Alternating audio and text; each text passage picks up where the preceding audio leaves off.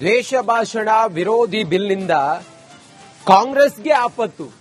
ಸಿದ್ದರಾಮಯ್ಯ ಸರ್ಕಾರದ ಅರ್ಧ ಸಂಪುಟ ಖಾಲಿಯಾಗುತ್ತೆ ಅಂತ ಹೇಳಿ ರಿಪಬ್ಲಿಕ್ ಕನ್ನಡಕ್ಕೆ ಮಾತನಾಡ್ತಾ ಛಲವಾದಿ ನಾರಾಯಣ ಸ್ವಾಮಿ ಹೇಳಿದ್ದಾರೆ. ಈ ಬಿಲ್ ಏನಾದ್ರೂ ಜಾರಿಗೆ ತಂದ್ರಿ ಅಂತ ಹೇಳಿ ಆದ್ರೆ ಕಾಂಗ್ರೆಸ್ ಸರ್ಕಾರಕ್ಕೆ ಆಪತ್ತಾಗತ್ತೆ, ಅರ್ಧ ಸಂಪುಟ ಕಾಂಗ್ರೆಸ್ ಖಾಲಿಯಾಗುತ್ತೆ ಅಂತ ಹೇಳಿ ಹೇಳಿದ್ದಾರೆ ಛಲವಾದಿ ನಾರಾಯಣ ಸ್ವಾಮಿ.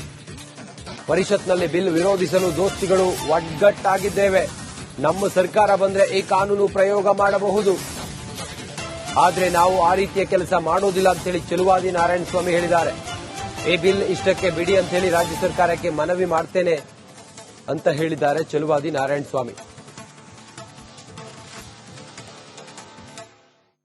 ದ್ವೇಷ ಭಾಷಣ ವಿಧೇಯಕ ಈಗಾಗಲೇ ವಿಧಾನಸಭೆಯಲ್ಲಿ ಅಂಗೀಕಾರ ಆಗಿದೆ. ಇವತ್ತು ಪರಿಷತ್ಗೆ ಬರ್ತಾ ಇದೆ. ಪರಿಷತ್ನಲ್ಲಿ ಕೂಡ ದೊಡ್ಡ ಮಟ್ಟದಲ್ಲಿ ಇವತ್ತು ಚರ್ಚೆ ಮತ್ತು ಗದ್ದಲ ಎರಡೂ ಕೂಡ ಏರ್ಪಡುವಂತಹ ಸಾಧ್ಯತೆಗಳಿದೆ. ನಮ್ಮ ಜೊತೆಗೆ ಪರಿಷತ್ ವಿಪಕ್ಷ ನಾಯಕರಾದ ಛಲವಾದಿ ನಾರಾಯಣ ಸ್ವಾಮಿ ಅವರು ಇದ್ದಾರೆ.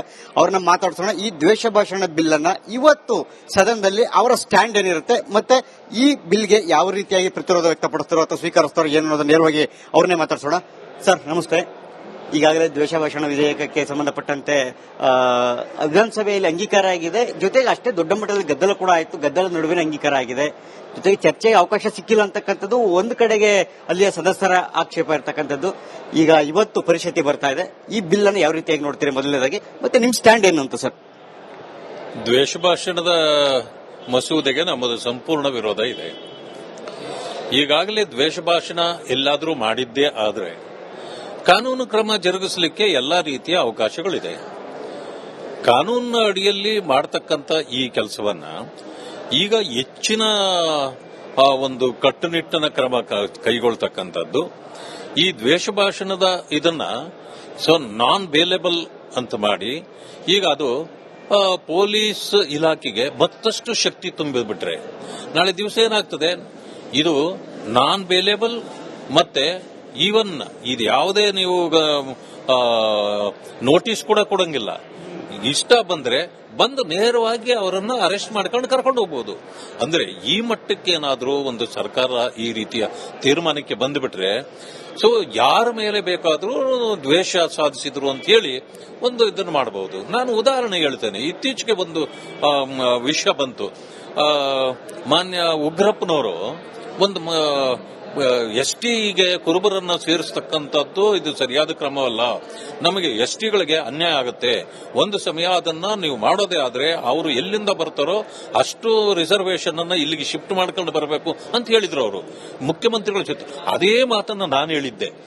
ಇದೇ ಮಾತನ್ನ ನಾನು ಅದರ ಹಿಂದೆ ಒಂದು 15 ದಿವಸ ಆದ್ರೆ ಅವರ ಮೇಲೆ ಕೇಸ್ ಆಗ್ಲಿಲ್ಲ. ಯಾಕಂದ್ರೆ ಅವರು ಕಾಂಗ್ರೆಸ್ನವರು. ನನ್ನ ಮೇಲೆ ನಾನ್ ಬೇಲಬಲ್ ಕೇಸ್ ಹಾಕ್ಬಿಟ್ರು. ಈ ಕಾನೂನು ಬಂದ ಮೇಲೂ ಕೂಡ ಆ ರೀತಿ ಮಾಡಬಹುದಾ? ಒಂದ್ ಸೈಡ್ ಮಾಡುವಂತದಕ್ಕೆ ಅವಕಾಶ ಇದೆಯಾ? ಎಲ್ಲಾ ರೀತಿಯ ಅವಕಾಶಗಳಿದೆ. ಅದಕ್ಕೆ ನಾನು ಕೋರ್ಟಲ್ಲಿ ಹೋಗಿ ನಾನು ಬೇಲ್ ತಗೊಂಡು ಬರಬೇಕಾಯ್ತು. ಈ ರೀತಿ ಹಗೆತನದ ರಾಜಕಾರಣವನ್ನ ಆಡಳಿತ ಪಕ್ಷ ಮಾಡಬಹುದು. ಆ ಕಾರಣದಿಂದ ನೋಡಿ, ಒಂದನ್ನು ಹೇಳ್ತೇನೆ, ಯಾವತ್ತೂ ಒಂದು ಕಾನೂನು ತರುವಾಗ ಅದು ಸಾಧಕ ಬಾಧಕಗಳನ್ನ ನೋಡಬೇಕು. ಇವತ್ತು ನಮ್ಮ ಮೇಲಿನ ಹಗೆತನ ಮಾಡಲಿಕ್ಕೆ ನೀವು ಇದನ್ನ ಬಳಕೆ ಮಾಡಬಹುದು. ನಾಳೆ ನಿಮಗೂ ಅದು ತಿರುಗುಬಾಣವಾಗ್ತದೆ ಅನ್ನೋದನ್ನ ನೀವು ಯೋಚನೆ ಮಾಡಿರಬೇಕು. ಆದ್ರೆ ನಮಗೆ ಇನ್ನೊಬ್ಬರ ಮೇಲೆ ಹಗೆತನ ತೀರಿಸಿಕೊಳ್ಳತಕ್ಕಂಥದ್ದು ಇದು ಬೇಕಾಗಿಲ್ಲ. ಇದು ನೀವೇ ತಂದ್ರು ನಾಳೆ ದಿವಸ ನಿಮ್ಮ ಮೇಲೆ ಹಗೆತನ ನಾವು ತೀರಿಸಿಕೊಳ್ಳಬಹುದು, ಆದ್ರೆ ಮಾಡೋದು ಬೇಡ. ಅದಕ್ಕೆ ನಾನು ಇವತ್ತು ಹೇಳ್ತಾ ಇದ್ದೀನಿ, ಇದು ಕಾನೂನಿನಡಿಯಲ್ಲಿ ಕಾನ್ಸ್ಟಿಟ್ಯೂಷನ್ ಅಡಿಯ ಆರ್ಟಿಕಲ್ 19(1)A ಇದು ಟೋಟಲಿ ಅದರ ವಿರುದ್ಧವಾಗಿದೆ. ಅದರಿಂದಾಗಿ ಈ ವಾಕ್ ಸ್ವಾತಂತ್ರ್ಯ ಅನ್ನೋದನ್ನ ಕಿತ್ಕೊಳ್ಳೋದಿದೆಯಲ್ಲ, ಇದು ಮಹಾ ಅಪರಾಧ. ಇದು ಆ ಅಪರಾಧವನ್ನ ನೀವು ಎಸಗ್ತಾ ಇದ್ದೀರಿ. ಅದಕ್ಕೆ ನಮ್ಮ ವಿರೋಧ ಇದೆ. ನೀವು ಈಗಾಗಲೇ ಹಿಂದೂ ಕಾರ್ಯಕರ್ತರನ್ನ ಟಾರ್ಗೆಟ್ ಮಾಡಿದ್ದೀರಿ, RSS ನವರನ್ನ ಟಾರ್ಗೆಟ್ ಮಾಡಿದ್ದೀರಿ. ಬಿಜೆಪಿ ಕಾರ್ಯಕರ್ತರು ಸೋಷಿಯಲ್ ಮೀಡಿಯಾದಲ್ಲಿ ಇವತ್ತಿಗೂ ಕೂಡ ಏನಾದ್ರೂ ಒಂದು ವಿಷಯ ಹಾಕಿಬಿಟ್ರೆ ಅವ್ರನ್ನ ಹಾಗೇನೆ ಅನಾಮತ್ತಾಗಿ ಹೊತ್ಕೊಂಡೋಗಿ FIR ಹಾಕಿ ಜೈಲಿಗೆ ಹಾಕ್ತಾ ಇದ್ದೀರಿ. ಅಂದ್ರೆ ನಿಮ್ಮ ದ್ವೇಷ ಎಷ್ಟು ಇದೆ ನಿಮ್ಮಲ್ಲಿ ಅಂತರಾಳದಲ್ಲಿ ಅಂತಕ್ಕಂಥದ್ದು ಈಗಲೇ ನಮಗೆ ಅರ್ಥ ಆಗಿದೆ.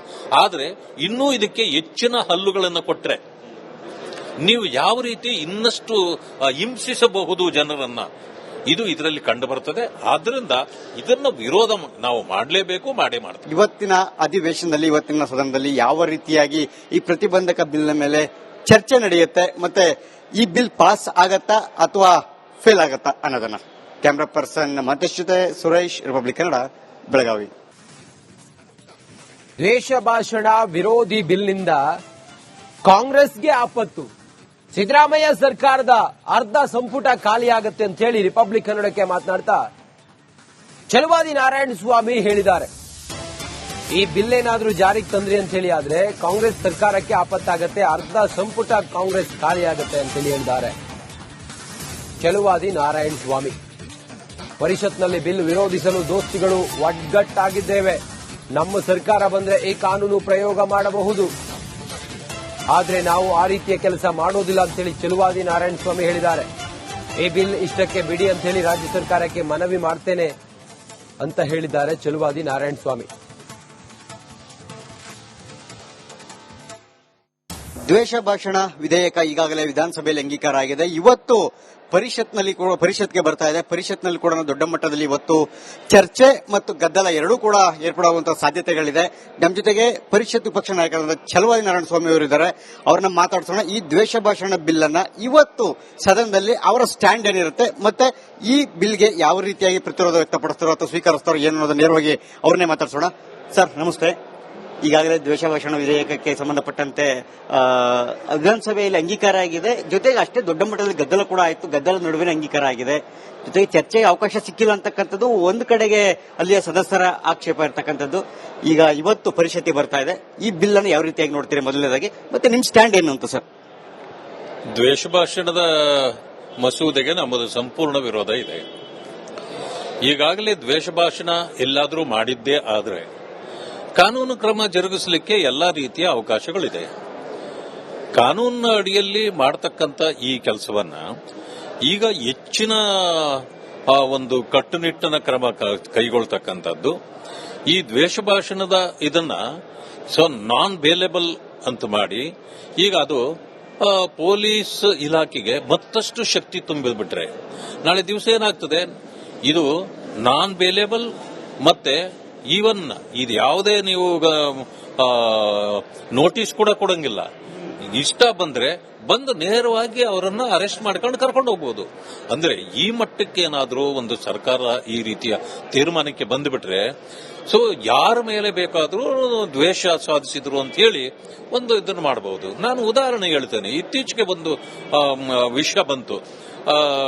ಮಾನ್ಯ ಉಗ್ರಪ್ಪನವರು ಒಂದು ಎಸ್ಟಿಗೆ ಕುರುಬರನ್ನ ಸೇರಿಸತಕ್ಕಂಥದ್ದು ಇದು ಸರಿಯಾದ ಕ್ರಮವಲ್ಲ, ನಮಗೆ ಎಸ್ಟಿಗಳಿಗೆ ಅನ್ಯಾಯ ಆಗುತ್ತೆ, ಒಂದು ಸಮಯ ಅದನ್ನ ನೀವು ಮಾಡೋದೇ ಆದ್ರೆ ಅವರು ಎಲ್ಲಿಂದ ಬರ್ತಾರೋ ಅಷ್ಟು ರಿಸರ್ವೇಶನ್ ಅನ್ನ ಇಲ್ಲಿಗೆ ಶಿಫ್ಟ್ ಮಾಡ್ಕೊಂಡು ಬರಬೇಕು ಅಂತ ಹೇಳಿದ್ರು ಅವರು. ಮುಖ್ಯಮಂತ್ರಿಗಳು